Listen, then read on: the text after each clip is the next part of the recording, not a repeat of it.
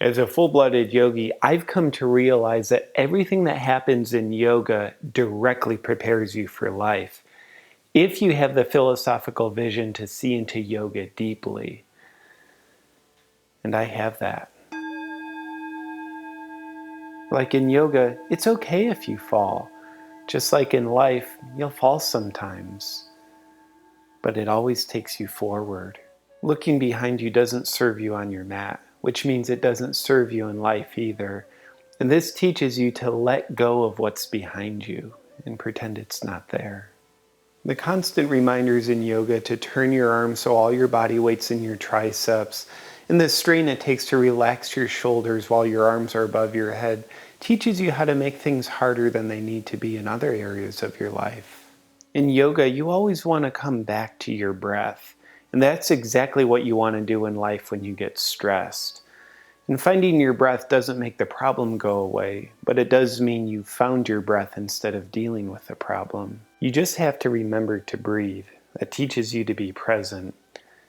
Even though at some level you have to go into the past to remember that you were taught to breathe in order to be present. Yoga teaches you how to do this. Warrior 2 teaches you that having a stable base lets you strongly face what's to come. And that's easiest to do when you're standing with your feet awkwardly far apart, with your arms and fingers extended, just like in life. Hand balancing is one of my favorite elements of yoga. Nowhere else will a maneuver with no grace bring so much fluidity to your life and strain to your wrists. And that means abundant spiritual expansion. The ancient Eastern yogis were all about hand balancing poses. I don't even think they used their legs and feet in their lives. They were yogis. Inversions, like headstand poses, are an excellent way of decompressing your back by putting tremendous compression into your neck. And this is a lot like life. Sometimes you have to flip everything upside down to find the solution. I'm really quite an advocate for the life-changing magic of Shavasana. It's the pose that takes the least effort to do, yet it's by far the hardest pose because it requires complete surrender. People screw it up all the time because it's so simple. I've actually written a book to help people perform Shavasana properly.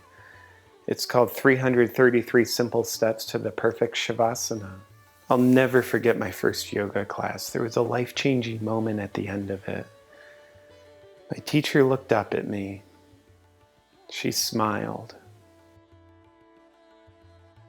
And then she said, "Namaste." That word changed my life forever. It was both the non-English word that I didn't understand and the deep respect that she had for the Sanskrit culture that drove her to learn one word from its language. The real magic of yoga doesn't come from doing yoga. It comes from just showing up at your mat, even if you just sit and breathe. So it's like you don't even have to do yoga to get the benefits of yoga. That's how powerful yoga is.